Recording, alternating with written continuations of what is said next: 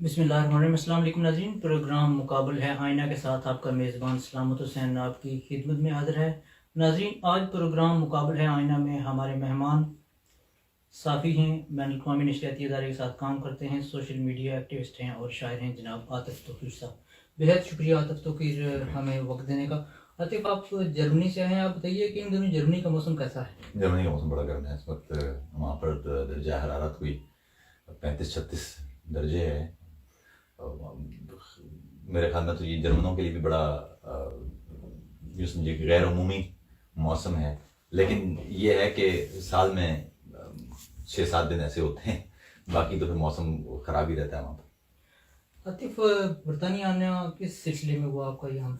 एक तो यहाँ पर ब्रेडफोर्ड लिटरेचर फेस्टिवल हो रहा है और उसमें मुझे शरीक होना था, और साथ ही वहाँ जो मुख्तलिफ लिखने वाले आ रहे हैं दुनिया भर से, उनसे मिलने का मौका भी मिलना, तो इसलिए यहाँ आए। आपने ब्रेडफोर्ड का जिक्र किया। पिछले दिनों वहाँ पर कुछ मीटिंग हो रही थी, प्रोग्राम हो रहा था जहाँ पे पीटीएम और बदमज़गी पैदा हुई। तो आप किस नज़र से देखें पाकिस्तान में पीटीएम, ये कौन लोग हैं, कैसे वजूद है, इसकी मुलाकात क्या है इसके पीछे? नहीं, ये बड़ा मुश्किल सवाल है। आप याद रखिए कि जब पॉलिटिकल पार्टीज अपना किरदार दुरुस्त अंदाज से अदा नहीं करती, यानी उनका बुनियादी काम ये होता है कि वो अपने अपने इलाकों जिनकी वो नुमाइंदा हैं उनमें इंसानी हुकूक और बुनियादी जो चीज़ें हैं उनका ख्याल रखें, इंसानों की ज़िंदगियों में बेहतरी लाएं।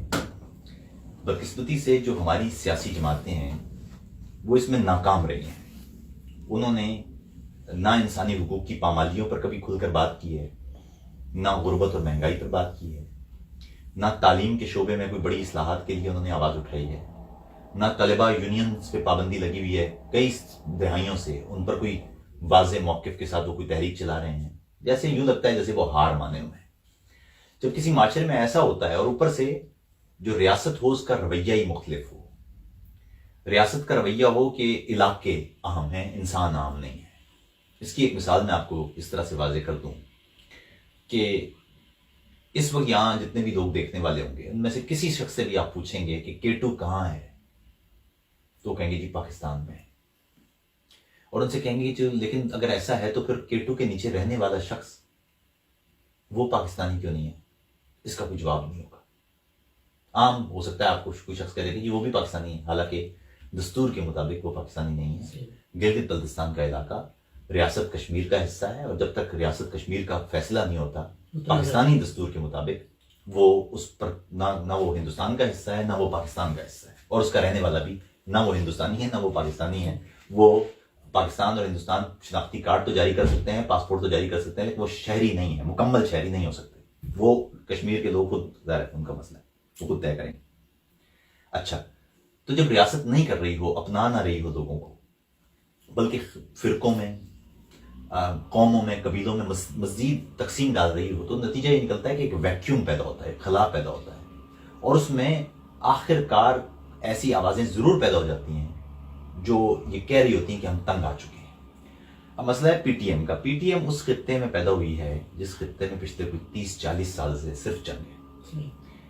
बच्चे उस जंग में पैदा हुए हैं, बच्चे उस जंग में जवान हुए हैं, वहीं शादी हुई है उनके बच्चे भी जंग में पैदा हुए। तालीमी स्ट्रक्चर वहां कोई नहीं है, सिर्फ जंग की तबाहाली है।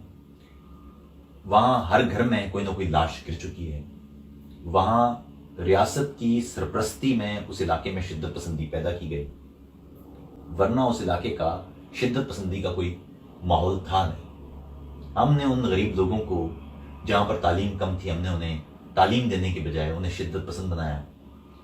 अमेरिका से डॉलर लेके, CIA के पैसे लेके हमने वहां पर मदरसे बनाए जहां पर अस्करियत पसंदी और शिद्दत पसंदी की तालीम दी गई। अमेरिका की मुकम्मल पुश्तनाई हासिल थी, सऊदी अरब से भी डॉलर हमें मिल रहे थे, और उसके बाद जब हमने उन्हें इस्तेमाल कर लिया तो उन्हें फेंक दिया। स्कूल तब भी नहीं बने, यानी एड हॉक बेसिस पे पूरा एक सिलसिला चल रहा है। पिछले साल के आगाज में गो की आवाजें उठती रही हैं। पिछले साल के आगाज में यानी 2018 की जनवरी में जब कराची में नकीबुल्लाह महसूद का कत्ल हुआ था रौ अनवार के हाथों, और ये रौ अनवार के हाथों कोई पहला कत्ल तो नहीं था, वो तो कई मावरा अदालत قتل کر چکے تھے. لیکن یہ چونکہ نقیب محسود سوشل میڈیا پر خاصے ایکٹیو تھے, 20-25 ہزار ان کے فالوورز بھی تھے, تصویریں وغیرہ, ماڈل وغیرہ. ہمارے یہاں تو یہ ہوتا ہے نا کہ جو جس کی کوئی تصویر اچھی ہوتی ہے تو اس پہ مذمت بھی ہماری زیادہ ہوتی ہے. زینب کے معاملے میں بھی تصویر ہمارے پاس بڑی اچھی تھی, اس کی پیاری سی تصویر تھی بچی کی, تو مذمت بھی زیادہ ہوئی تھی. اس کے بعد بھی اور بچوں کے ساتھ ہوا ہے, لیکن وہ تصویر نہیں ہے نا, اچھی تصویر, اچھی کوالٹی کی تصویر چاہیے ہوتی ہے. مشال کے معاملے میں بھی اچھی کوالٹی کی ویڈیو آ گئی تھی نا, تو مذمت ہو گئی تھی. ورنہ مشال جیسے اور زینب جیسے واقعات تو ہر روز ہو رہے ہیں اس معاشرے میں. تو بہرحال نقیب محسود کی وجہ سے ایک سینٹیمنٹ پیدا ہوا سوشل میڈیا کی طرف سے اور عوام میں بھی. اور اس بیچ میں جو پہلے سے سٹرگل چل رہی تھی قبائلی علاقوں میں, منظور پشتین تو صرف ایک ہے نا, بلکہ وہاں پر کئی لوگ تھے جو مسلسل سٹرگل کر رہے تھے.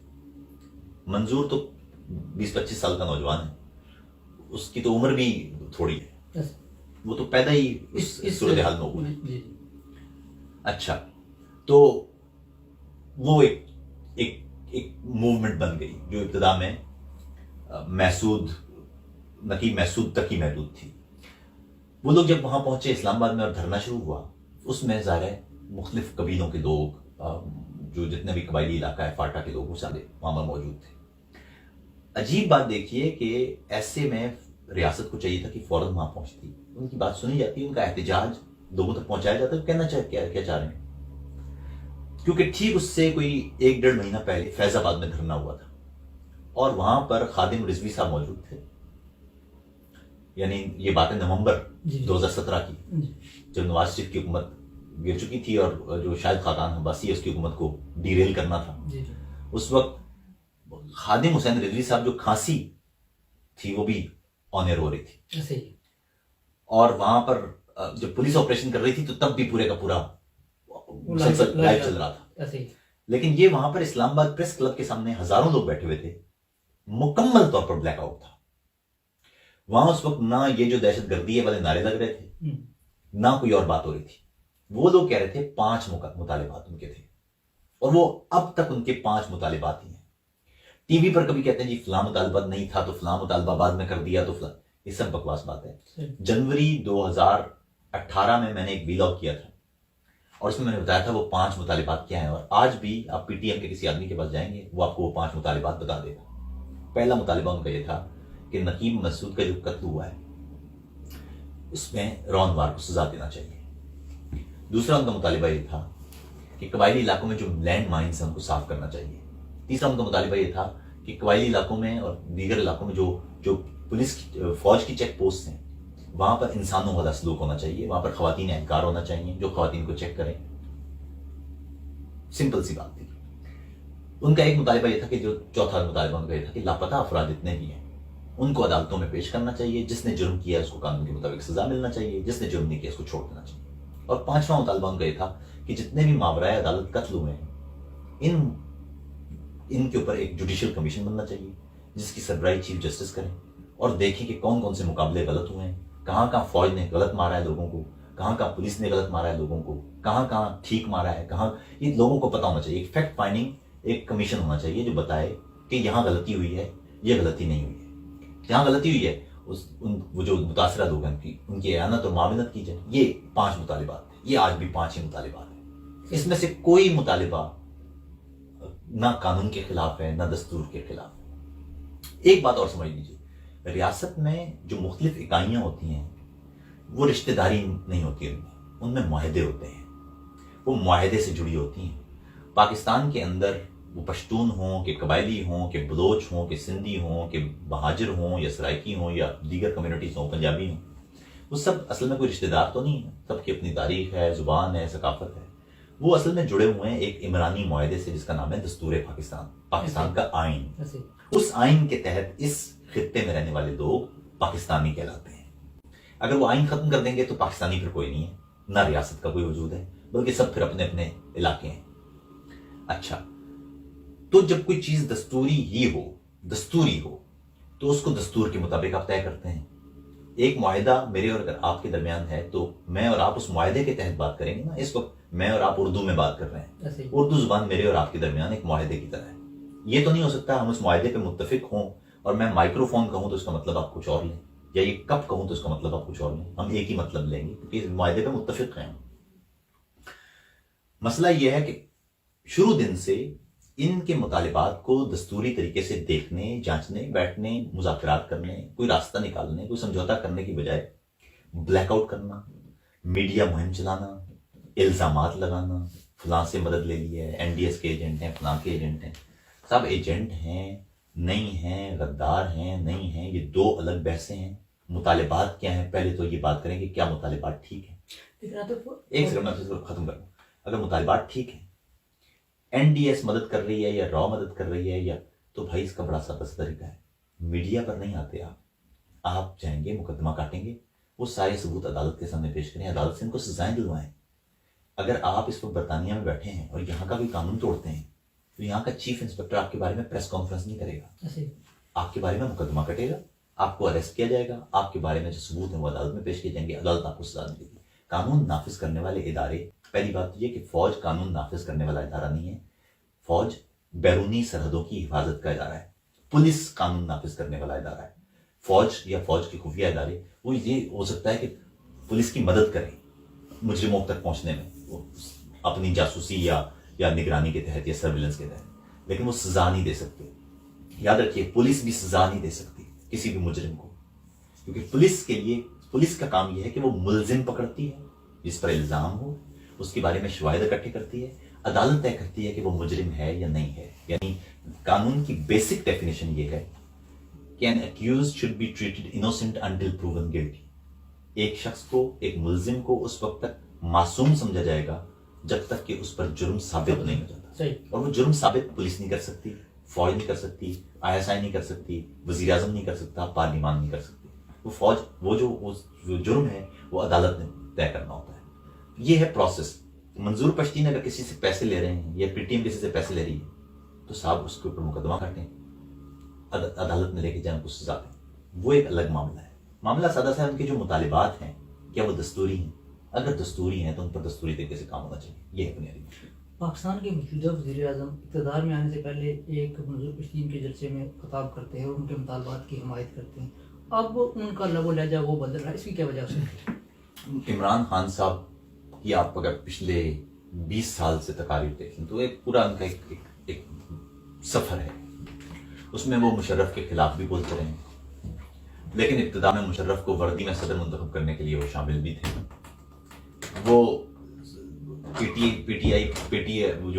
وی ہے اس پر حملہ بھی کرتے ہیں اور وہ پی ٹی اے کو بھی استعمال بھی، یعنی وہ ان کا تو ابتدا میں ان کا سٹانس بڑا درست تھا. ڈرون حملوں کا معاملہ ہو یا اسٹیبلشمنٹ کی بیچ میں سیاسی مداخلت کا معاملہ ہو، بڑا اسٹریٹ بات کر رہے تھے. لیکن پاکستان میں یہ معاملہ ایسا ہے نہیں. پاکستان میں سیاسی انجینئرنگ شروع سے ہو رہی ہے. میں نے کل ٹویٹ میں بھی لکھا تھا کہ یہ اب اتنی آسانی سے حل نہیں ہو سکتا. فوج اب سٹیک ہولڈر بن چکی ہے. یہ بدقسمتی کہیے یا حقائق کہیے، لیکن یہ اب ایسا ہی ہے. پاکستان کا کوئی بھی ادارہ ایسا نہیں ہے، سولین ادارہ، جو فوج کے اثر و رسوخ سے الگ ہو. وہ پی آئی اے ہو کہ ڈاک ہو کہ سیاست ہو کہ پارلیمان ہو کہ عدالت ہو کہ پولیس ہو، ہر جگہ پر اب یہ اثر و رسوخ موجود ہے. اس کو کم کرنے کے لیے اب آپ کو ایک پورا پروسیس کرنا پڑے گا. عمران خان کا پرابلم یہ ہے کہ وہ آئے ہی اس راستے سے ہیں جس راستے سے 70 سال سے لوگ آ رہے ہیں. 60 کی دہائی میں، بلکہ پیچھے چلے جائیں تو جب بھٹو کے یہ ایوب خان اور فاطمہ جناح کا جھگڑا تھا تو مجیب الرحمان فاطمہ جناح کے ساتھ تھے، بھٹو اس وقت ایوب خان کے ساتھ تھے. ہماری نظر میں فاطمہ جناح ہمیں بتایا گیا ریاست کی طرف سے کہ وہ غدار ہے، اور ہمیں بتایا گیا کہ جی ایوب خان اس ملک کے مسیحا ہیں. اچھا جی، آگے چلے تو آگے مجیب الرحمان اور بھٹو صاحب. ہمیں بتایا گیا کہ مجیب الرحمان غدار ہے، بھٹو صاحب مسیحا ہیں. آگے چلے تو بھٹو صاحب 10 سال کے بعد اپنے پیروں پہ کھڑے ہوئے تو نے کہا جی کہ بھٹو صاحب غدار ہیں. ضیاء الحق مسیحا ہیں، مرد مومن مرد حق ہیں. آگے چلے تو ہمیں بتایا گیا جی کہ بے نظیر بھٹو اس ملک کی غدار ہیں، نواز شریف اس ملک کے لیے بہترین ہے. 10 سال بعد نواز شریف اپنے پیروں پہ کھڑے ہوئے تو کہا جی نواز شریف اس ملک کے لیے غدار ہیں، پرویز مشرف اس ملک کے لیے ٹھیک ہے. آگے چلے تو بتایا گیا جی کہ پرویز مشرف اس ملک کے لیے اب غدار ہیں، اب آصف زرداری ٹھیک ہے. آصف زرداری کے بعد پھر نواز شریف، اور پھر اس کے بعد اب عمران خان اب اس وقت وہ ٹھیک ہیں، نواز شریف، زرداری، مشرف یہ سب غلط ہیں. آگے چلیں گے تو یہی ہوگا. 10 سال بعد جب عمران خان ان پالیسیوں پر گالیاں کھاتے رہیں گے جو پالیسیاں انہوں نے بنائی نہیں ہیں. وہ اپنے پیروں پہ کھڑے ہوں گے, عمران خان غدار ہوں گے, کوئی اور آ جائے گا. 70 سال سے تاریخ یہی چل رہی ہے. اچھا, آئین پاکستان کی روح سے غدار کی تعریف کیا ہے؟ غدار کون ہے؟ غدار کی تعریف آئین پاکستان کی روح سے دو ہیں. ایک تو یہ ہے کہ جو پہلی تو آرٹیکل 6 ہے. آرٹیکل 6 کے مطابق جو شخص بھی طاقت کے طور پر یا کسی بھی اور طریقے سے پاکستان کا دستور منسوخ کرے یا پاکستان کا دستور معطل کرے یا معطل کرنے کی کوشش کرے, وہ پاکستان کا غدار ہے, سنگین غداری کا وہ مجرم ہے. دوسری شق یہ ہے کہ جو اس کی مدد کرے گا ایسے معاملات میں ہے وہ بھی غدار ہے. تیسری شق یہ ہے اسی کی آرٹیکل 6 کی کہ پاکستان کی کسی بھی عدالت عالیہ ہو یا عدالت عظمیٰ ہو, یعنی ہائی کورٹ ہو یا سپریم کورٹ ہو, اس میں یہ ویلیڈیٹ نہیں ہو سکتا. یہ تو سیدھی سی بات ہے. مسئلہ یہ ہے کہ اگر یہ اطلاق ہوتا ہے دستور کی اس شق کا, تو آپ خود سوچئے کہ غدار کون کون نہیں ہے پھر. صحیح. کیونکہ آگے لکھا ہوا ہے اس کا اطلاق 1956 سے ہونا ہے. صحیح. تو مسئلہ یہ ہے کہ عمران خان نے وردی میں صدر منتخب کرنے کے لیے ووٹ دیا تو وہ بھی اصولی طور پر غدار ہو جائیں گے. جتنی عدالتوں نے ان کو ویلیڈیٹ کیا وہ بھی غدار ہو جائیں گی. جتنے جرنیلوں نے یہ کو کیا وہ بھی غدار ہو جائیں گے. جتنی فوج نے ان کی مدد کی ہے وہ بھی غدار ہو جائے گی. جتنے لوگوں نے ان کے راستہ نہیں روکا وہ بھی غدار ہو جائیں گے. تو پھر تو پاکستان میں بچے گا ہی کوئی نہیں. اب آپ کو دوبارہ سے ایک ریکنسلیشن چاہیے ہوگی جس میں یہ طے کیا جائے کہ بھائی اب جو ہو گیا ہے وہ ہو گیا ہے. اب اس کو کیسے فوج کے انفلوئنس کو کیسے منیمائز کرنا ہے, آپ نے کس طرح سے آپ دوبارہ سے سولین جو سپریمیسی ہے اس کو لے کے آئیں گے. آپ کو مستقبل قریب میں آئین کا آرٹیکل 6 کے تحت کسی کو سزا ہوتے ہوئے نظر آتی ہے؟ مجھے اتنا آسان نہیں ہے یہ, اس لیے کہ میں نے آپ کو بتایا کہ آرٹیکل 6 تو ہے, لیکن مسئلہ یہ ہے کہ آپ لگائیں گے کیسے, کس پہ لگائیں گے.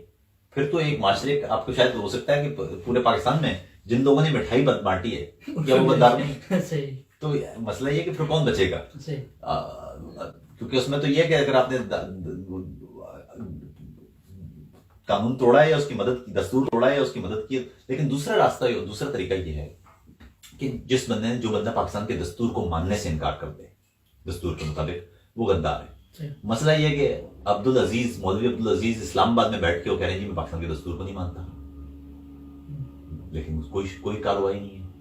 یعنی مسئلہ یہ کہ وہاں پر دستور کے بارے میں جو نیریشن ہے ہماری, وہ لوگوں کو بتائی ہی نہیں گئی. یعنی ہمارے یہاں کہا جاتا ہے پاکستان اہم ہے, دستور اہم نہیں ہے. حالانکہ لوگوں کو پتہ ہی نہیں ہے کہ اگر دستور نہیں ہوگا تو پاکستان ہے ہی نہیں. پاکستان دستور ہی کی وجہ سے ایک ریاست ہے. اگر وہ دستور نہیں ہوگا تو پاکستان کچھ نہیں. اس نیریشن کی وجہ سے اس دستور کی نہ کوئی عزت کرتا ہے نہ. اور مزے کی بات دیکھیں کہ جب ہم بات کرتے ہیں کہتے ہیں جب فوج پہ تنقید نہ کریں, کیونکہ فوج نے تو آرٹیکل 19 کے تحت دستور پاکستان نے فوج کو تحفظ دیا ہوا. ارے صاحب, فوج کو تحفظ دیا ہوا ہے, فوج پر کوئی بطور ادارہ تو کوئی تنقید نہیں کرتا. کسی کو کیا ضرورت پڑی ہے کہ جو فوجی بیچارہ سرحد پہ کھڑا اس پہ تنقید کرے گا؟ کون کرے گا, کیوں کرے گا؟ میرے ابا نے خود فوج میں سرو کیا ہے 32 سال تک, میرے ابا پہ تنقید کیوں کرے گا؟ اس نے تو کوئی پالیسی نہیں بنائی. وہ تو جو آپ نے ڈیوٹی دی ہے وہ اپنی ڈیوٹی کر رہا ہے. مسئلہ یہ ہے کہ پالیسی اگر فوج بنائے گی تو تنقید کس پہ ہوگی؟ آپ بتائیے. آپ پالیسی بنا رہے ہیں تو میں آپ پہ ہی تنقید کروں گا. تھائی لینڈ میں تنقید کس پہ ہوتی ہے؟ فوج پہ ہوتی ہے. مصر میں تنقید کس پہ ہوتی ہے؟ فوج پہ ہوتی ہے. جس ملک میں بھی فوج کنٹرول کر رہی ہوتی ہے تو تنقید فوج پہ ہوگی نا. اب آرٹیکل 19 کا یہاں تک تعلق ہے, وہ لکھا ہوا ہے کہ پاکستان کی فوج کی تذلیل نہ کریں آپ, تو کوئی بھی نہیں کرنے کو تیار, کوئی بھی نہیں کرنا چاہتا. مسئلہ لیکن یہ ہے کہ آرٹیکل 19 آرٹیکل 6 کے بعد آتا ہے. آرٹیکل 6 پر اگر آپ عمل ہی نہیں کرتے تو آرٹیکل 19 آپ کو تحفظ کیسے دے گا؟ اس کی مثال اس طرح سے میں نے پہلے بھی اپنے ایک بیٹھک میں بھی کہا تھا کہ آپ ایک پاکستان میں غیر مسلم ہو, اقلیت سے تعلق رکھنے والا, اور پاکستان کے پرچم پہ کھڑا ہو جائے پیر رکھ کے, آپ اس سے کہیں گے کہ پاکستان کے پرچم کی آپ پائمالی نہ کریں, توہین نہ کریں. وہ کہے گا نہیں, اس پرچم میں تو سفید رنگ مجھے تحفظ دیتا ہے. یعنی سفید رنگ تحفظ تو تب دے گا نا جب آپ پرچم اٹھا لیں گے. آپ پرچم تو آپ نے پیروں کے نیچے رکھا ہوا ہے اور کہہ رہے ہیں. تو بالکل اسی طرح فوجیوں نے پیر رکھے ہوئے دستور کے اوپر, آپ ان کو کہتے ہیں صاحب دستور کے اوپر سے پیر ہٹائیں, وہ کہتے ہیں یہ تو آپ اس دستور نے تو ہمیں تحفظ دیا. تو یہ پورا کنفیوژن ہے اس معاشرے میں, لوگوں کو سمجھ نہیں آ رہی کہ جب تک کوئی ریاست دستور کے تحت نہیں چلتی اس کا کوئی مستقبل نہیں ہوتا. آج ایک اور بات دیکھنے میں آ رہی ہے کہ غداری کا سرٹیفکیٹ بانٹنے والی فیکٹریاں بہت زیادہ کام کر رہی ہیں. اگر آپ انسانی حقوق کی بات کرتے ہیں یا میں کرتا ہوں تو فوراً ہم پر غداری کا الزام لگ جاتا ہے. اس کی کیا وجہ ہے؟ یہ تو شروع سے لگ رہا ہے. مسئلہ یہ آسان ہے نا. مسئلہ یہ ہے کہ میں نے آپ کو دستور کے تحت غدار کی 2 ڈیفینیشن بتا دی ہیں, جو دستور کو ماننے سے انکار کر دے یا جو دستور توڑ دے. تو مسئلہ یہ ہے کہ وہاں پر جو دستور کی بات کرتا ہے وہی غدار ہے. ارے صاحب جس ملک میں مادر ملت ہی غدار ہو، جس ملک میں اسٹوڈنٹ یونین کے وقت 200 کلومیٹر سائیکل چلا کے جناح کی تقریر سننے کے لیے آنے والا مجیب الرحمان غدار ہو، جس ملک میں ہندوستان کی پہلی مسلم اکثریت والی اسمبلی میں پاکستان کے حق میں قرارداد پیش کرنے والا جی ایم سید غدار ہو، اس ملک میں پھر باقی کون بچا؟ جس ملک میں وزیر اعظم بھٹو اس کو پھانسی چڑھا دیا جائے غدار ہے جی وہ بھی. جس ملک میں سٹنگ وزیر اعظم کو اٹھا کے جیل میں ڈال دیا جائے کہ مودی کا یار ہے وہ بھی غدار ہے. تو پھر اس ملک میں آپ خود طے کر لیجئے کہ غدار تو وہاں ہر وہ آدمی ہوگا جس شخص نے بھی قانون کی بالادستی کی بات کی، کیونکہ آپ نے طے کر لیا ہے کہ قانون بالا نہیں ہوگا. آپ خود سوچیں نا، ہمارے یہاں نعرہ کیا لگتا ہے؟ ہمارے نعرہ ہے پاکستان زندہ باد، پاک فوج زندہ باد. ارے بھائی جب پاکستان زندہ باد آپ نے کر دیا ہے پھر تو اس کا مطلب ہے نا اس ملک کے ہر ادارہ زندہ باد ہونا چاہیے. پاک فوج زندہ باد جب آپ الگ سے کہہ رہے ہیں تو آپ یہ کہہ رہے ہیں کہ یہ دونوں الگ الگ چیزیں ہیں، یا یہ دونوں ایک دوسرے کے ساتھ جڑی ہوئی ہیں. یہ ایک دوسرے کے ساتھ جڑی ہوئی ہیں تو باقی آپ نے کبھی سنا ہے پاکستان پوسٹ زندہ باد، یا پی آئی اے زندہ باد، یا پاکستانی پارلیمان زندہ باد؟ آپ نے کبھی نہیں سنا. یا آپ نے کبھی یہ سنا ہے پاکستانی قوم زندہ باد، پاکستانی عوام زندہ باد، انسان زندہ باد؟ کچھ دن پہلے متبادل کے پیج پر مزیدار بات دیکھیں، میں نے ایک سروے کروایا، اس میں 20,000 لوگوں نے رائے دی. سروے میں لکھا ہوا تھا کہ آپ کی نظر میں انسانیت اہم ہے یا ریاست اہم ہے؟ تو 83% لوگوں نے کہا جی کہ انسانیت اہم ہے، 17% لوگوں نے یہ کہا کہ ان کی نظر میں ریاست اہم ہے، انسانیت اہم ہے. تو یہ ہے، اگر آپ کی نظر میں انسانیت اہم نہیں ہے اور ریاست اہم ہے، آپ خود سوچ سکتے ہیں کہ کیا حالت ہوگی. تو غدار سازی کی فیکٹریاں یہ چلتی رہیں گی. یہ کبھی مزے کی بات ہے، جو ملک کے فوجی اڈے دے گا وہ بھی غدار نہیں ہوگا، جو ملک توڑے گا وہ بھی غدار نہیں ہوگا، جو ملک کا دستور توڑے گا وہ بھی غدار نہیں ہوگا. آج تک کسی جرنیل کو سزا ملی نہیں ملی. یہ پہلی دفعہ جو ابھی پچھلے 2 مہینے پہلے جو سزا دی، پاکستان کے جوہری جو تفصیلات ہیں وہ سی آئی اے کو بتائی ہیں انہوں نے، جو اپنے آپ کو محب وطن کریں. جی پاکستان کی جوہری تفصیلات تمام تر وہ امریکہ کو بتائی گئی کہ کہاں پر کیا رکھا ہوا ہے ہم نے، یورینیم اور کہاں کیا بن رہی ہے، کہاں سینٹریفیوجز لگے ہوئے ہیں، کہاں پر افزودہ ہو رہی ہے، کتنی مقدار میں کہاں پڑا ہوا ہے معاملہ. تو اب حالت یہ ہے.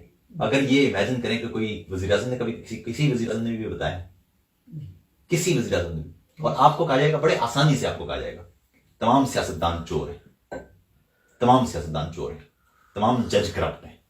لیکن اگر آپ نے یہ کہا نا کہ تمام فوج کرپٹ ہیں تو اب بڑا مسئلہ ہو جائے گا. کہا کہ نہیں آپ ان مخصوص جرنیلوں کے نام لیجئے تو یوں. ارے صاحب اس معاشرے کے لوگ ہیں، وہ فوجی ہوں کہ سیاستدان ہوں، وہاں ہر آدمی کرپٹ ہے.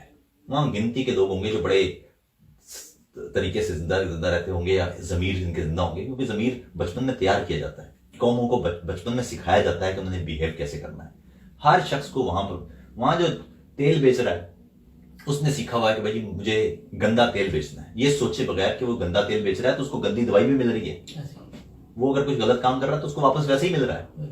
تو وہاں تو جس کا جو بس چل رہا ہے تو وہ وردی میں بیٹھے گا تو بھی ہمارا ہی آدمی ہے نا، ہماری وہ کوئی آسمان سے تو آئے ہوئے لوگ نہیں ہیں. جب پوری قوم کرپٹ ہے تو یہ کیسے ہو سکتا ہے کہ یہ وردی پہننے کے بعد بندہ سیکھ ہو جاتا ہو؟ وہ صحیح ہے، جیسے سولین ہے ویسے ہی فوجی ہیں، جس کا جہاں جو داؤ لگے گا وہ لگائے گا. مزے کی بات دیکھیں کہ آج سے کوئی 1.5 سال پہلے میں نے ایک ٹویٹ کیا تھا. ٹویٹ یہ تھا کہ جب بتایا گیا امریکہ کی طرف سے کہ جو اسامہ بن لادن کے بارے میں معلومات ہیں وہ ایک کرنل نے دی تھی. یہ اسامہ بن لادن کے بارے میں، اسامہ بن لادن کے ویب بورڈز کے بارے میں جو معلومات ہیں وہ ایک کرنل نے امریکہ کو دی، اور اس کرنل کو امریکہ میں منتقل ہیں، وہ لگژریس لائف گزار رہے ہیں. تو میں نے اس وقت یہ لکھا تھا، میں نے کہا تھا بھائی اگر ایک آدمی، ایک کرنل پیسے لے کے اسامہ بن لادن کا بتا سکتا ہے، کوئی ڈالر لے کے ملک میں اڈے کھول سکتا ہے، کوئی ڈالر لے کے ملک کے لوگ اٹھا کے دے سکتا ہے، تو پاکستان کے جوہری اثاثوں کی بھی تو کوئی قیمت ہوگی نا. وہ کون نہیں دے گا؟ اور وہ اس کے ٹھیک 1.5 سال بعد آپ کو پتہ چل گیا کون نہیں لے گا، ہم نہیں لے گا. تو 1.5 سال بعد آپ کو پتہ چل گیا کہ جی وہ بھی جا چکے ہیں ساری چیزیں. تو یہ ہے کہانی. مسئلہ یہ ہے کہ جب تک آپ اون نہیں کریں گے اس ملک کو، جب تک آپ اس ملک میں رہنے والے انسانوں کو اون نہیں کریں گے، جب تک آپ یہ طے نہیں کریں گے کہ پاکستان زمین کا نام نہیں ہے بلکہ انسانوں کا نام ہے. 20 کروڑ انسان وہاں رہتے ہیں، ان کی زندگیاں، ان کے مستقبل، ان کی ثقافت، ان کی زبانیں، ان کی آگے تہذیب، وہ سب اگر آپ داؤ پر لگانے کو تیار ہیں کہ جی قومی سلامتی ہے، یعنی عجیب قومی سلامتی ہے کہ قوم سلامت نہیں ہے. یعنی آپ خود سوچئے جس ملک میں نیریشن یہ ہو کہ ہم نے 70,000 لوگوں کی قربانی دی ہے. بھائی قربانی تو بکروں کی دی جاتی ہے، دمبوں کی دی جاتی ہے، گائے کی دی جاتی ہے، انسانوں کی قربانی دی جاتی ہے. ہم نے 20,000 فوجیوں کی قربانی دی ہے. یعنی یہ نیریشن دیکھیں، ریاستیں قربانیاں نہیں دیتی، ریاستیں تحفظ دیتی ہیں. یہاں پر کبھی ہے کوئی، آپ خود سوچئے ٹیریزا مے یا انگیلا میرکل وہ ٹی وی پہ آئے اور کہیں گے میں نے 20,000 جرمنوں کی قربانی دی ہے. کوئی مہذب معاشرہ یہ جملہ استعمال کرتا ہے کہ میں نے 20,000 انسانوں کی قربانی دی ہے؟ یہ تو قرون وسطیٰ کے دور کی شاید باتیں ہیں یار، جو بینڈ چڑھاتے تھے انسانوں کو. یہ عجیب ایک ماحول ہے کہ قربانی کیوں دی آپ نے، کیوں دی ہے قربانی؟ اچھا ایک اور مزیدار بات، آپ کہتے ہیں صاحب کہ ہاں یہ پالیسیاں بند کریں، اس کی وجہ سے ہمارا خون بہہ رہا ہے. وہ ٹھیک انہی پالیسیوں کی وجہ سے مرنے والے فوجی نوجوان کی شکل تصویر جاری کر کے کہتے ہیں جی ہمارے تو جوان، ہم تو جوان قربان کر رہے ہیں. تو بھائی وہی تو پوچھ رہے ہیں کہ کیوں قربان کر رہے ہیں؟ یہ نیپال کی فوج کیوں قربان نہیں ہو رہی؟ یہ سری لنکا کی فوج کیوں قربان نہیں ہو رہی؟ ہماری 20,000 فوجی تو ہماری جنگوں میں نہیں مارے گئے. 70,000 آدمی تو ہماری ٹوٹل 3 جنگوں میں نہیں مارے گئے. بھائی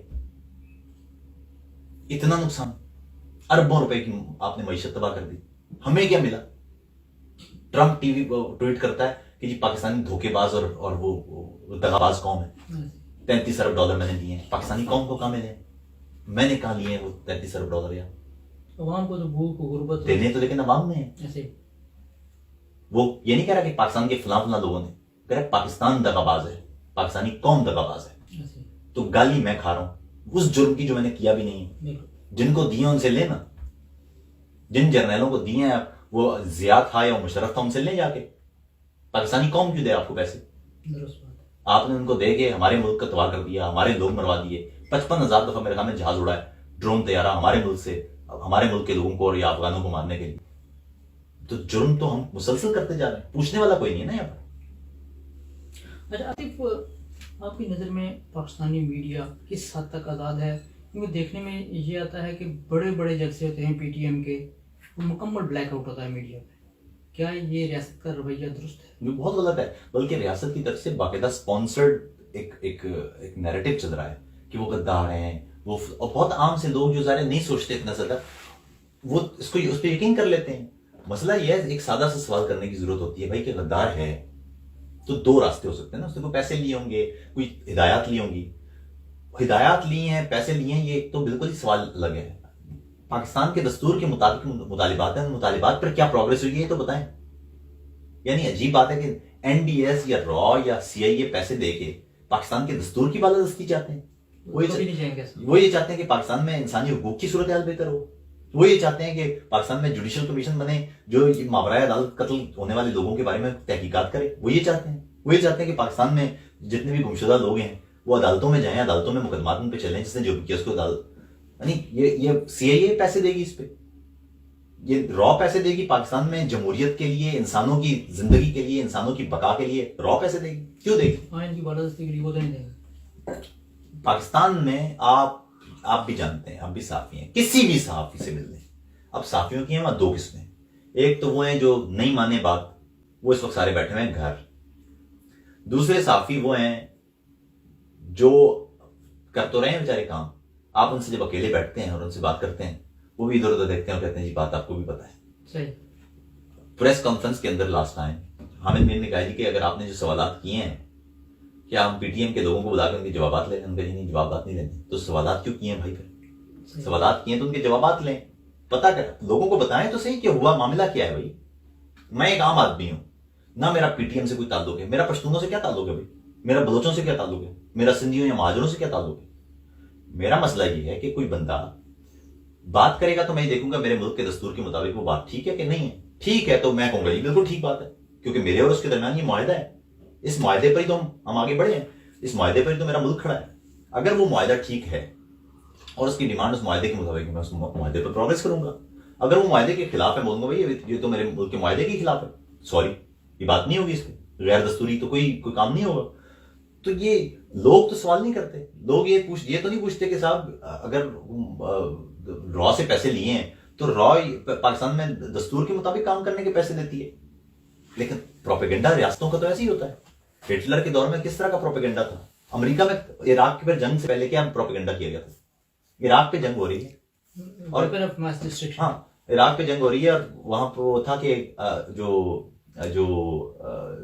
کیا آپ 9/11 کے حملوں کا بدلہ چاہتے ہیں؟ یعنی یہ ریفرنڈم یہ تھا کہ کیا آپ 9/11 کے حملوں کا بدلہ چاہتے ہیں؟ جنرل ضیاء والی بات ہے کہ پاکستان میں اسلام کا نفاذ چاہتے ہیں، اگر وہ اسلام کا نفاذ چاہتے ہیں تو میں امیر المومنین ہوں گا۔ تو یہ تو ریاستیں تو کرتی ہیں، مسئلہ یہ کہ عام آدمی کی سمجھ یا فہم ایسا ہے کہ وہ سوال کر سکے، نہیں سوال کرتے لوگ، جو بتا دیا جاتا ہے وہ ویسا مان لیتے ہیں۔ ایک اہم مسئلہ اس کے ساتھ مسنگ پرسنس کا ہے۔ ایجنسیز کہتی ہیں کہ یہ وہ لوگ ہیں جو پہاڑوں پر چلیں گے، بلوچستان کی بات کرتے ہیں، یا جو کالعدم جماعتیں ان کے ساتھ چلے گئے، ان کے لواحقین کہتے ہیں کہ ان کو ایجنسیز نے اٹھایا ہے۔ اس میں بڑی سادہ سی بات ہے بھائی، اگر پہاڑوں پہ گئے ہیں، ملک کا ایک آدمی مسنگ ہے، دیکھو میں بڑی پرنسپل بات کر رہا ہوں آپ سے، ملک کا ایک آدمی مسنگ ہے، وہ یا تو دہشت گرد تنظیم میں چلا گیا ہے، وہ پہاڑوں میں چلا گیا ہے، وہ افغانستان میں چلا گیا ہے، وہ مریخ پہ چلا گیا ہے، مسئلہ نہیں ہے۔ مسئلہ یہ ملک سے ایک آدمی مسنگ ہے تو کیا ہونا چاہیے؟ اس کی رپورٹ کٹے گی نہیں کٹے گی؟ کٹنی چاہیے۔ وہ لواحقین پولیس اسٹیشن جاتے ہیں، وہاں کو ان کی رپورٹ نہیں کاٹتے، وہ عدالت جا کے شکایت کرتے ہیں، عدالت ان کی بات نہیں سنتی، وہ پریس کلب کے باہر جا کے مظاہرہ کرتے ہیں، وہاں ان کو ڈنڈے مارتے ہیں، میڈیا ان کی کوریج نہیں کرتا۔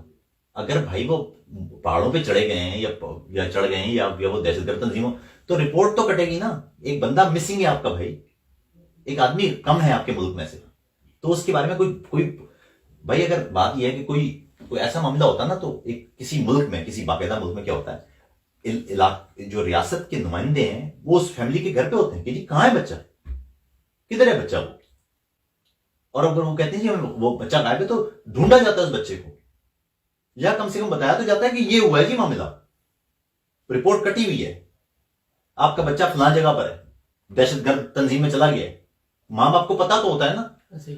ہزاروں لوگ غائب ہیں، اور عجیب بات دیکھیں، غائب کون ہو رہے ہیں؟ غائب وہ ہو رہے ہیں جن پر الزام یہ ہے کہ وہ را کے لیے کام کرتے ہیں، غائب وہ ہیں جن پر الزام ہے کہ وہ جتنے بھی لوگ جمہوریت کے لیے بات کرتے ہیں کہتے ہیں جی را کے ہیں، پھر غائب ہو جاتے ہیں، کہتے ہیں جی کہ را نے اٹھا لی ہیں، یہ را ان کو اٹھا رہی ہے یا این ڈی ایس ان کو اٹھا رہی ہے، جن کے بارے میں آپ نے پہلے مشہور کیا ہوا ہے کہ وہ را سے پیسے لے رہے ہیں، ان کو کیوں نہیں اٹھاتی؟ مولانا سمیع الحق کو کیوں نہیں اٹھاتی؟ حافظ سعید کو غائب کیوں نہیں کیا جاتا؟ جنگیوں کو غائب کیوں نہیں کیا جاتا؟ نہیں، تو یہ تو سادہ سے آپ کو پتہ ہی ہے۔ اگر آپ خود سوچئے، بلکہ مزے کی بات ہے، سپریم کورٹ میں جو مسنگ پرسنز کا ایک مقدمہ چل رہا تھا، میں سابق جو چیف جسٹس ہیں ثاقب نثار نے کہا کہ مجھے یقین نہیں آتا کہ آپ کی آواز کہاں سے آ رہی ہے؟ اچھا تو انہوں نے کہا مجھے تو یقین نہیں آتا کہ میرے ملک کی ایجنسیز جو ہیں وہ اس میں ملوث ہو سکتی ہیں۔ انہوں نے تو یہ کہا تھا کہ ہو سکتا ہے کہ دشمن کی ایجنسیز تو مسئلہ یہ ہے کہ دشمن ملک کی ایجنسیز اگر اٹھا رہی ہیں تو پرچہ کیوں نہیں کاٹ رہے ہیں آپ؟ سر طاہر داوڑ کو Islamabad S S P Tahir Dawar Islamabad سے اٹھا لیا گیا، اسے افغانستان میں جا کے اس کی جو ہے وہ باڈی برآمد ہوئی، کیا یہ تو تحقیقات ہونا چاہیے تھی نا، لیکن نہیں ہوئی۔ کیوں تحقیقات کیوں نہیں ہو رہی ہیں؟ ابھی مزے کی بات ہے، جو خر کمر میں واقعہ ہوا ہے شمالی وزیرستان میں، محسن داوڑ اور علی وزیر کو گرفتار کر لیا گیا، human rights commission of Pakistan کے لوگ وہاں جا رہے تھے کہ دیکھا جائے کہ کیا ہوا ہے معاملہ، ان لوگوں کو جانے سے روک دیا گیا۔ یعنی کمال یہ ہے کہ اگر بھائی معاملہ جب تک تحقیقات نہیں ہوں گی لوگوں کو کیسے پتہ چلے گا؟ ریاست یہ چاہتی ہے کہ جو وہ کہہ دے لوگ سوال نہ کریں اور ہو بہو اس کو مان دیں، اور آپ سوال کریں کہیں گے جی آپ پاکستان کے خلاف بات کر رہے ہیں۔ اگر آپ نے یہ کہا کہ جی ملک میں غائب لوگ نہیں ہونے چاہیے، آپ پاکستان کے خلاف بات کرنا چاہیے، یعنی پاکستان کے حق میں یہ بات ہوگی کہ اس ملک میں لوگ غائب ہوں۔ آپ کہیں جی ماورائے عدالت قتل نہیں ہونا چاہیے، نہیں آپ ملک کے خلاف بات کریں، جیسے کیا ملک کے حق میں کیا ہے اس ملک میں ماورائے عدالت قتل ہوں۔ آپ کہیں گے جی کہ فلاں کے حقوق کی نہیں، آپ پاکستان کے خلاف بات نہیں کریں گے، کیا ملک کے حقوق میں اگر انسانوں کے حقوق کی بات کریں گے یہ پاکستان کے خلاف بات ہے۔ چاگی میں آپ نے دھماکے کیے ہیں، ایٹمی دھماکے کیے ہیں، اس علاقے کے آس پاس کے لوگوں میں کینسر بڑھا ہے کہ نہیں بڑھا ہے، تابکاری ہوئی ہے کہ نہیں ہوئی، اگر آپ نے اس پہ بات بھی کی آپ نہیں پاکستان کے خلاف ہیں، ارے بھائی وہ جو چاگی میں رہنے والے وہ پاکستانی نہیں ہے، بات نہیں ہونی چاہیے۔ ان کے نزدیک انسان اہم نہیں ہے، ان کے نزدیک صرف وہ انسان اہم ہے جس سے سیاسی فائدہ ہو سکتا ہے۔ یعنی ظاہر ہے تھر میں کوئی بچہ بھوک سے مرتا ہے تو وہ ہمارا ہی بچہ ہے نا. صحیح. لیکن اس کی رپورٹ آپ کو ٹی وی پہ مل جائے گی کیونکہ اس سے فائدہ ہو سکتا ہے. گو کہ وہ بچہ سیاسی فائدے کے لیے تو استعمال نہیں ہونا چاہیے. وہ بچہ تو ہمارا بچہ ہے. پیپلز پارٹی سے ضرور پوچھا جانا چاہیے کیسے مرے ہیں وہ بچے. لیکن مسئلہ یہ ہے کہ ہمارے یہاں سیاسی فائدے کے لیے استعمال کیا جا رہا ہوتا ہے. بھائی خود سوچیے نا کہ اگر تھر کے بچے کی رپورٹ آ سکتی ہے تو وزیرستان کے بچے کی رپورٹ کیوں نہیں آ سکتی؟ بلوچستان کے بچے کی رپورٹ کیوں نہیں آ سکتی؟ یہ سوال ہے نا. وہ پاکستانی بچے نہیں ہیں. میں یہ کہتا ہوں کہ تھر کے بچے کی رپورٹ آ سکتی ہے تو سب بچوں کی بھی آنی چاہیے. یہ سب ہمارے بچے ہیں. اس کا مطلب تھر سے رپورٹ آ سکتی ہے نا. پیپلز پارٹی سے پوچھا جا سکتا ہے نا. سوال ہونا چاہیے نا پیپلز پارٹی سے کہ کیوں ہے بچے مرے یا ایچ آئی وی کیسے پھیلا ہے. پیپلز پارٹی جواب دہ ہے نا اس کی. اسی طرح پنجاب میں کوئی واقعہ ہوتا ہے تو پنجاب میں جو اس وقت پی ٹی آئی کی اور اس سے پہلے پیپلز نون لیگ کی جو حکومت ہے اس سے سوال ہونا چاہیے نا. بالکل ہونا چاہیے. اسی طرح جو خیبر پختونخوا کا علاقہ ہے وہاں پر ایم ایم اے کی حکومت رہی ہے. وہاں پر اب پچھلے 5 سال سے پی ٹی آئی کی حکومت ہے پھر پی ٹی آئی کی حکومت. ان سے سوال ہوگا نا. نیریٹو مسنگ کیسے ہیں یہ ہے سوال. یہ تو سوال تو سیاستدانوں سے تو ہوں گے اور وہ کرنے ہیں ہم نے. لیکن مسئلہ یہ کہ نیریٹو مسنگ کیسے ہیں. ہزارہ کمیونٹی وہاں پر رہتی ہے بلوچستان میں کوئٹہ کے علاقے میں. 1 ملین کی تعداد ہے. ان کا کوئی قریب 5% ذبح ہو چکا ہے. ہر گھر سے ہزارہ کی لاشیں نکلی ہیں. لیکن آپ بات نہیں کر سکتے. آپ نے کبھی سوال کیا ہے کیوں میڈیا نہیں کیا وہاں پر؟ کیوں لاشیں رکھ کے لوگ اپنے بچوں کی احتجاج کرنے میں مجبور ہوئے ہیں؟ 3 دن ان کی لاشیں سڑک پہ رکھی ہوئی ہیں. انہوں نے کوئی سوال کرتا ہے کہ وہاں پر 25 پوسٹیں ہیں, ان پوسٹوں پہ ایک بچہ, اس لیے اس بچے اسکول نہیں جا پاتے ہیں کہ 25 پوسٹوں پہ کیسے رکیں گے لائن بنا کے؟ کب نکلیں گے صبح اسکول سے اسکول جانے کے لیے؟ کیا صبح 2 بجے نکلیں گے وہ 7 بجے پہنچنے کے لیے؟ 25 پوسٹیں انہوں نے کراس کرنی ہے. اور 25 پوسٹیں اگر وہاں پر ہیں پھر 25 پوسٹوں کے ہوتے ہوئے دہشت گرد کیسے اندر آ کے مار سکتے ہیں؟ یہ سوال ہونا چاہیے. لیکن یہ سوال کریں گے آپ تو کہیں گے جی آپ تو ملک کے خلاف بات. یہ ملک کے خلاف بات ہے کہ اس ملک کے بندے نہ مریں. اس سے آپ اندازہ لگائیے. ملک کے خلاف بات یہ ہے کہ آپ 25 پوسٹوں کے اوپر سوال یہ کریں کہ 25 پوسٹوں کے ہوتے ہوئے کوئی شخص اندر گھس کے مار کیسے سکتا ہے. اس پہ سوال کرنا یہاں گناہ ہے. تو یہ سوال تو ہوں گے صاحب. بات یہ ہے میری نظر میں تو پاکستان خطہ نہیں ہے, پاکستان ہے انسان. وہ انسان یہاں سے اٹھائیں افریقہ میں رکھ دیں گے تو علاقہ افریقہ بن جائے گا. لاطینی امریکہ میں رکھیں گے تو لاطینی امریکہ پاکستان بن جائے گا. مسئلہ یہ کہ خطہ امپورٹنٹ نہیں ہے, خطے سے زیادہ امپورٹنٹ انسان ہے. اگر انسان نہیں ہوں گے تو یہ ملک نہیں ہوگا. اگر یہ ملک نہ ہو اور انسان ہونا تو وہ خاک کے اوپر بھی, ریگستان کے اوپر بھی پاکستان بنا لیں گے. لیکن اگر یہ خطہ پورا اسی طرح رہے اور اس میں سے انسان ختم ہو جائے پھر یہ خطہ کسی کام کا نہیں ہے. یہ خطہ کس کام کا ہے؟ پھر ہم نے پاکستان نے ہمیں نہیں بنایا, ہم نے پاکستان بنایا تھا. اس علاقے کے خطے کے لوگوں نے پاکستان بنایا تھا. یہ ملک اس لیے بنایا ہم نے کہ یہ ملک ہمارے لیے کام کرے, اس ملک کی ریاست انسانوں کے لیے کام کرے. 70 سال سے مجھے وہ یاد ہے, وہ اشفاق احمد نے ایک دفعہ بڑی عمدہ بات کی تھی. وہ لکھتے ہیں جی کہ جب مسلم لیگ انتخابات ہار گئی 40 کی دہائی میں تو جنہوں نے ہم سے کہا کہ جی مسلم اسٹوڈنٹ فیڈریشن کے لوگ اب مسلم اکثریتی علاقوں میں جائیں اور وہاں مسلمانوں کو کنونس کریں کہ وہ کانگریس کو نہیں مسلم لیگ کو ووٹ دیں. تو کہنے وہاں پر میں ایک گاؤں میں گیا تو وہاں ایک اقبال نام کا ایک آدمی تھا. تو میں نے کہا جی, اور سب اس کو بالا بالا کہتے تھے. تو میں نے کہا بالے وہ یار مسلم لیگ کو ووٹ دینا. تو اس نے بڑا سادہ سا سوال کیا. اس نے کہا مجھے کیا فائدہ ہوگا اس سے؟ پاکستان بنے گا تو مجھے کیا فائدہ ہوگا؟ میری زندگی پہ کیا فرق پڑے گا؟ تو کہہ رہا مجھے اس کو کچھ سمجھ نہیں آئی. میں نے کہا دیکھو ابھی تم کورٹ کچہری جاتے ہو نا تو لوگ تمہیں کہتے ہیں بالے اندر آ, تھانے دار کہتا ہے, جج کہتا ہے بالے اندر آ. پاکستان بن جائے گا نا تو تمہیں کہیں گے اقبال صاحب آپ اندر آئیے. یہ فرق ہے, اتنا فرق ہے. اور اشفاق صاحب کہتے ہیں کہ میں اس بالے سے بڑا شرمندہ ہوں کیونکہ پاکستان بننے کے بعد وہ بالا ہی رہا ہے. اقبال نہیں مانتا اس کو. اقبال صاحب تو آج تک کسی نے نہیں کہا. کیوں بنایا تھا پھر ہم نے ملک؟ ہم نے ملک اس لیے بنایا تھا کہ ہم عزت کے ساتھ ادھر رہیں. اگر گوروں کی حکومت ہم نے ختم کی تھی تو کس وجہ سے ختم کی تھی؟ کیوں آزادی چاہیے تھی ہمیں؟ اس لیے آزادی چاہیے تھی کہ گوروں سے آزادی لینے کے بعد ہم اپنے گھر بیچ کے گوروں کے ملک میں آنے کی کوشش کریں. اس لیے آزادی تھی. بچے ماؤں سے دور, جیسے جوان ہوں ماؤں سے دور. یعنی یہاں پر لوگ ہیں برطانیہ میں پاکستان زندہ باد کا نعرہ تو لگا رہے ہیں, لیکن ایک سوال ہمیں خود سے کرنا پڑے گا. پاکستان تو زندہ باد کا نعرہ تو ہم لگائیں گے, لیکن مسئلہ ہے کہ ہمیں اپنے گھر بار چھوڑنے کیوں پڑے ہیں؟ غربت کیوں ہے وہاں؟ کیوں غریب ہیں لوگ؟ سارے وسائل ہونے کے باوجود کیوں مسئلہ ہے؟ سیاستدان کرپٹ ہے. سیاستدان کیوں کرپٹ ہے؟ کون لایا ہے انہیں؟ اصل سیاستدانوں کے ساتھ کیا ہوا ہے, انہیں کیوں غدار قرار دیا گیا؟ کیا فاطمہ جناح بھی کرپٹ تھی؟ کیا مجیب الرحمان پر بھی کرپشن کے الزامات تھے؟ بادشاہ خان اور جی ایم سید نے کتنی کرپشن کی ہوئی تھی؟ بتائیں نا لوگوں کو. صحیح بات. تو یہ کوئی بتانے والا نہیں ہے. Atif, Pakistan FATF grey list میں ہے, کیا آپ کو یہ نکلتا وہ نظر آ رہا ہے؟ ابھی فی الحال پاکستان کو گرے لسٹ میں ہی رکھا ہے انہوں نے, لیکن جب تک پاکستان اپنا راستہ تبدیل نہیں کرتا, یہ تو ہمارے سر پہ رہے گا معاملہ.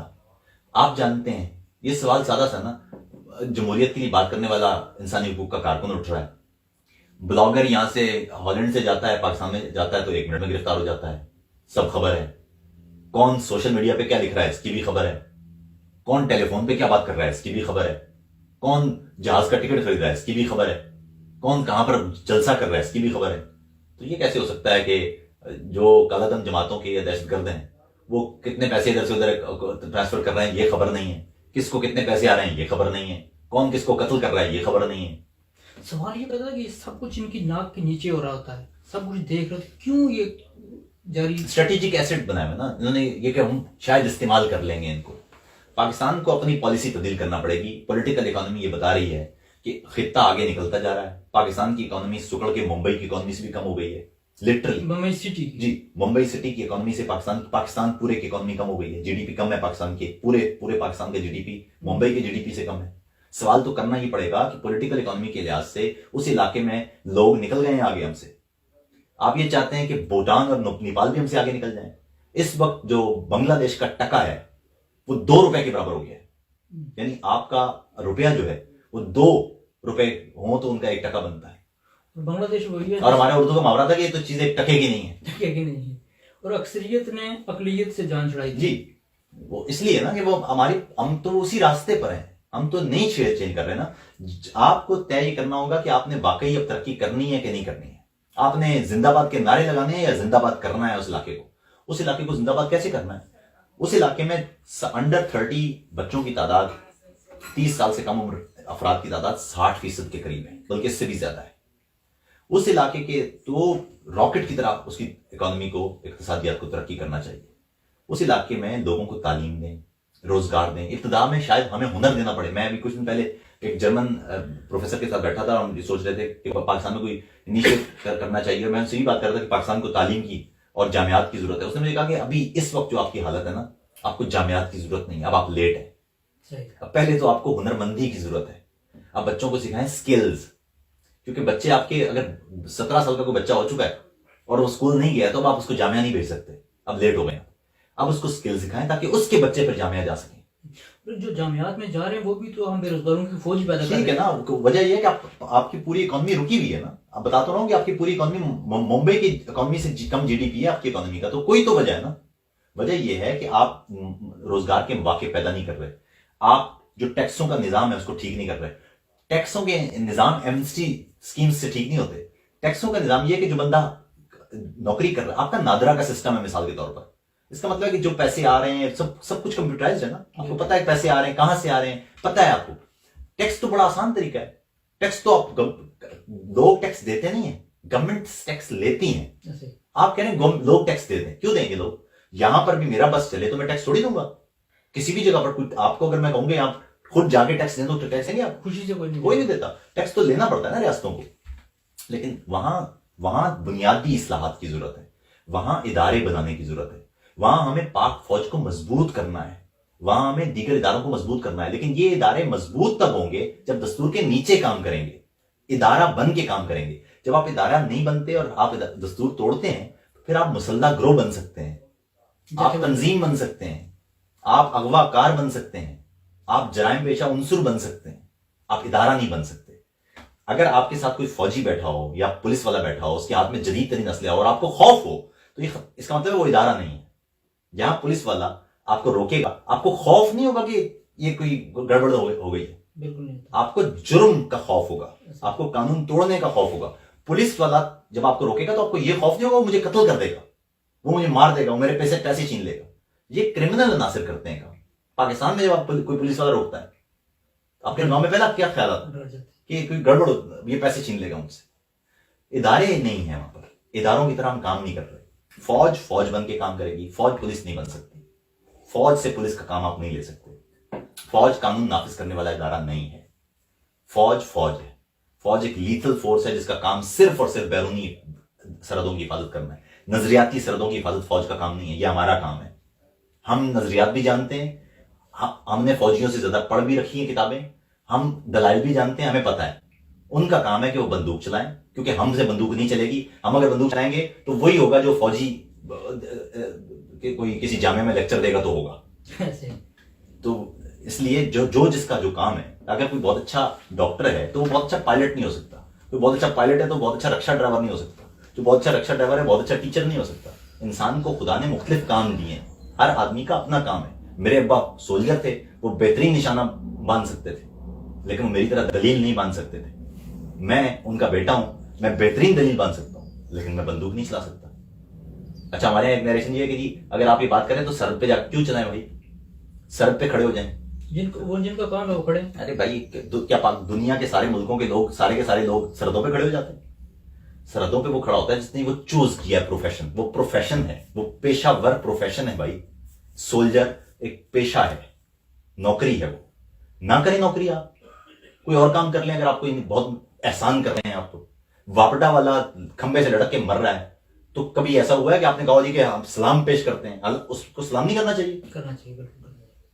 سلام صرف ہمارا معاشرہ ہی ہو گیا جس کے پاس زیادہ طاقت ہوگی وہ کوئی بڑا آدمی ہوگا، اور طاقت بھی صرف مسلز کی طاقت، بندوق کتنی زبردست ہے آپ کے پاس یہ طے کرے، یہ مائنڈ سیٹ بن گیا، یہ بنا دیا گیا۔ بات کرتے ہیں ہم کشمیر کی، تقریباً 30 سال ہو گئے ہیں کشمیر میں انسانی حقوق خلاف ورزیاں، کشمیری آزادی کے لیے لڑ رہے ہیں، لیکن یہ تحریک کسی سمت جاتی بھی نظر نہیں آ رہی، آپ کی نظر میں اس کی وجہ کیا ہو سکتی ہے؟ 2-3 وجوہات ہیں، ایک وجہ تو یہ ہے کہ آپ کی داخلی تقسیم بہت زیادہ ہے، آپ کے جو مختلف لیڈر ہیں، کچھ کے نظریات ہیں کہ وہ پاکستان کے ساتھ ہیں، ادھر کچھ نظریات ہیں جو ہندوستان کے ساتھ ہیں، کچھ ہیں جو کہہ رہے ہیں جی کہ آزاد۔ سب سے پہلے تو آپ کو انٹرنل ڈیبیٹ کی ضرورت ہے تاکہ آپ ایک نقطے کے ساتھ کھڑے ہوں، وہ نقطہ یہ ہے کہ پاکستان کے ساتھ یا ہندوستان کے ساتھ فیصلہ تب ہوگا جب ہم کریں گے، یہ عام نہیں ہے کہ آپ پاکستان کے ساتھ ملنا چاہتے ہیں یا ہندوستان کے ساتھ ملنا چاہتے ہیں یا آزاد ہونا چاہتے ہیں، یہ عام نہیں ہے، یہ سیکنڈری بات ہے، پرائمری بات یہ ہے کہ یہ فیصلہ ہم کریں گے۔ اس پر نہ ہندوستان کے لوگوں کو سمجھ میں آ رہی ہے نہ پاکستان، آپ کو چاہیے سب سے پہلے کہ ہندوستان اور پاکستان کی سول سوسائٹی کو یہ سمجھائیں کہ یہ فیصلہ صرف ہم کریں گے۔ آپ کی طرف سے وہاں 3 مختلف آوازیں آتی ہیں، کبھی کبھی تو اس سے بھی زیادہ، کچھ ہیں جو یہ کہتے ہیں مذہب کی بنیاد پر، کچھ ہیں جو کہتے ہیں جی کہ نسل کی بنیاد پر، کچھ کہتے ہیں جی ہندو اور مسلمان کی یہاں پر ڈیوائڈ ہے، کچھ کہتے ہیں جی 2 قومی نظریہ ہے۔ اس طرح سے جب چیزیں کوئی قوم ٹوٹ جائے اور اس کی جو انٹیلیجنسیا ہے وہ سمجھ نہ پائے کہ اس کو بیماری کیا لاحق ہے، اس کا مسائل وہ مسائل حل نہیں ہوتے۔ آپ کے سارے لیڈروں کو اپنی جو لائن نا، جو اپنی ٹلٹ ہے، وہ سب سے پہلے تبدیل کر کے وہ ٹلٹ کشمیر کی طرف کرنے کی ضرورت ہے۔ مجھے یاد ہے 4 سال پہلے میں پاکستان گیا، وہاں پر پاکستان کے ٹی وی پر میں جب پہنچا تو 5 فروری تھی، تو ٹی وی پر مجھے بلا لیا کہ میں اسی دن اترا اور ایئرپورٹ سے میں ڈائریکٹ اس ٹی وی پروگرام میں گیا، وہاں پر آپ کے کشمیر کے 2 لیڈر بیٹھے تھے، وہ وہاں پر بیٹھ کے یہ کہہ رہے ہیں کہ پاکستان کے جو تقسیم کا جو ادھورا وہ ہے خواب ہے اس کی تکمیل، تو ارے صاحب یہ تو بات کی باتیں ہیں، تقسیم ادھوری تھی کہ پوری تھی وہ تو ہم طے کریں گے، پہلے تو یہ طے کشمیری کریں گے نا۔ ہندوستان میں اور پاکستان میں جتنے بھی جو لوگ ہیں ان کو یہ سمجھ لینا چاہیے کہ یہ فیصلہ، یہ طاقت، یہ استحقاق یہ کسی اور کے پاس نہیں ہے، نہ پاکستان۔ میں آپ کو صرف بتاؤں، پاکستان اور ہندوستان پوری سچی نیت کے ساتھ بیٹھ جائیں اور کشمیر کا فیصلہ کر دیں، تب بھی فیصلہ نہیں ہو سکتا۔ کشمیر اس وقت تک خون وہاں پر بہتا رہے گا جب تک کہ فیصلہ کشمیری خود نہیں کریں گے۔ اگر آپ پاکستان اور ہندوستان پوری سچی نیت کے ساتھ پاکستان کے جی پورا کشمیر انڈیا لے لے یا انڈیا کے پورا کشمیر پاکستان لے لے، کیا مسئلہ حل ہو جائے گا؟ جو پتھر ابھی بھارتی فوج کو ادھر پڑھ رہے ہیں وہ پتھر پر پاکستانی فوج کو پڑھنا شروع ہو جائیں گے، یہ معاملہ تو حل نہیں ہوگا۔ تو اس لیے یہ اس کو طے کرنے کی ضرورت ہے کہ کشمیری خود، اور یہ آپ کو بھی اپنے تمام لیڈروں کو، آپ کے ہاں جو لوگ پاکستان کی لینیں رکھنے والے ہیں یا ہندوستان کے ساتھ ہیں، ان کو بھی بیٹھ کے ایک انٹرنل ڈائلاگ کی ضرورت ہے، اور تاکہ آپ اپنے جو سیاسی رہنما ہیں، حریت رہنماؤں کے دوسرے رہنماؤں، ان پر دباؤ ڈالیں کہ صاحب پہلے تو یہ اس ایک نقطے پر بات ہوگی کہ فریق پاکستان اور انڈیا فریق نہیں ہے، ہم فریق ہیں، اصل فریق ہم ہیں۔ پاکستان اور انڈیا ثالثی کا کردار ادا کر سکتے ہیں، اصل میں طے ہم نے کرنا ہے، یہ اسٹیبلش نہیں ہو پا رہا ہے اصل میں آپ کے یہاں۔ اس مسئلے کا بندوق ہے یا پرامن جدوجہد؟ پرامن جدوجہد. دیکھیں بندوق کی کہانی پچھلی صدی کی تھی، ختم ہو گئی ہے. اب بندوق کی کہانی نہیں ہو سکتی. 9/11 کے بعد دنیا بالکل مختلف ہے. اب آپ کو پرامن سیاسی تحریک کی ضرورت ہے، بڑی واضح طریقے سے. ہندوستان میں وہاں پر جتنے بھی، ابھی میں جب کچھ عرصے پہلے گیا تھا وہاں کشمیریوں سے ملاقات ہوئی، وہاں پر پڑھے لکھے لوگ، آپ کے پڑھے لکھے طبقے کو اب سامنے آنا پڑے گا. جینوئن تحریک جس کو ہندوستان یا پاکستان کی پشت پناہی بالکل حاصل نہ ہو، ان کو اپنے پیروں پہ کھڑا ہونا پڑے گا. ہندوستان میں تو یہ معاملہ شروع بھی ہو گیا ہے، لیکن بدقسمتی سے وہاں پر جو اسلامی یا مذہبی رنگ ہے وہ پیدا ہونا شروع ہو گیا، جو خطرناک بات ہے.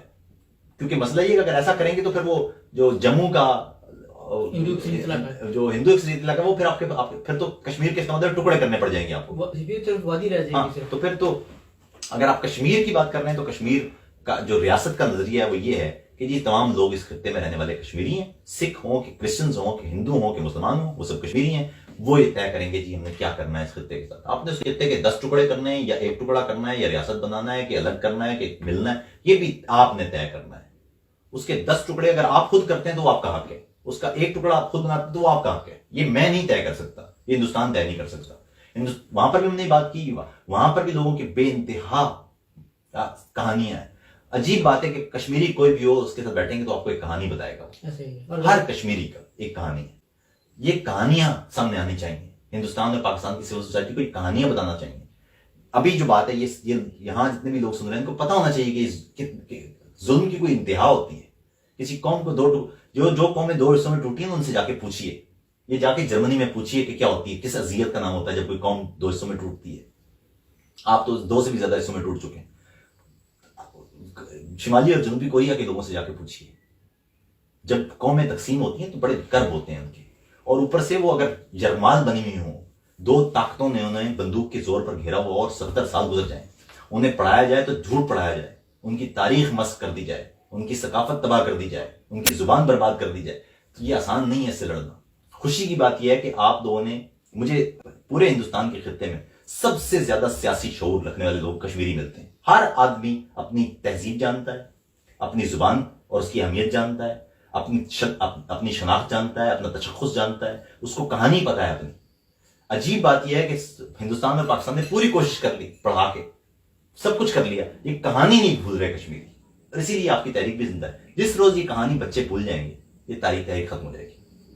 عاطف، آخر میں ہم آپ سے آپ کی نظم مشورہ سننا چاہیں گے. اچھا، مشورہ ہے مجھے میرے احباب کا، ہونٹ سینوں کی خطرہ میری جان کو ہے، روشنی کے شکاری ہے نکلے ہوئے، وحشتوں کی ضرورت شبستان کو ہے. وہ جو شمشیر میرے تحفظ کو تھی وہ ہمیشہ میرا سر اڑاتی رہی. وہ جو معمور میری حفاظت پہ تھی میری بندوق مجھ کو مٹاتی رہی. میں قلم کار تھا جس نے ہر حرف کو اپنی مٹی کی عظمت کا عنوان کیا. قوم کی سرنگونی کے احساس سے اپنے لفظوں کو وحشت پہ قرباں کیا. چپ رہا کہ میرے لفظ سچے سہی، خلقت شہر پر خوف طاری نہ ہو. سوچتا تھا کوئی سوچ کا زاویہ حاکموں کی سماعت پہ بھاری نہ ہو. پر میری چپ میں گھر میرا جلتا رہا، میری گلیاں کہ خبریں اگلتی رہیں. میرے اپنے کئی گمشدہ ہو گئے، مسخ لاشیں تواتر سے ملتی رہیں. سلسلہ ہوس ناک چلتا رہا، شہر جلتا رہا، دیس جلتا رہا. لوگ مرتے رہے، در اکھڑتے رہے، ایک کے بعد ایک گھر اجڑتا رہا. آج سندھو سے فاٹا تلک خون ہے، میرے کشمیر بولان سنسانیاں. میرے شہروں میں ہیں عسکری ٹولیاں، میرے کھیتوں میں اگتی ہوئی گولیاں. مشورہ ہے مجھے میرے احباب کا، شہر میں زخم پر چیخنا جرم ہے. ظالموں کو سہولت مہیا کرو، سوچنا جرم ہے، بولنا جرم ہے. گمشدہ دوستوں کی شکایت نہ ہو، مسخ لاشوں پہ کوئی عبارت نہ ہو. شعر کہتے رہو گیسو و زلف کے، خاک اڑنے کی لیکن حکایت نہ ہو. میرے احباب مجھ کو بتاتے نہیں کیا میرا دیس بس خواب رہ جائے گا؟ ہو جو محدود پنڈی سے لاہور تک، کیا میرا ملک پنجاب رہ جائے گا؟ مشورہ ہے مجھے میرے احباب کا، ہونٹ سینوں کے خطرہ میری جان کو. بہت شکریہ.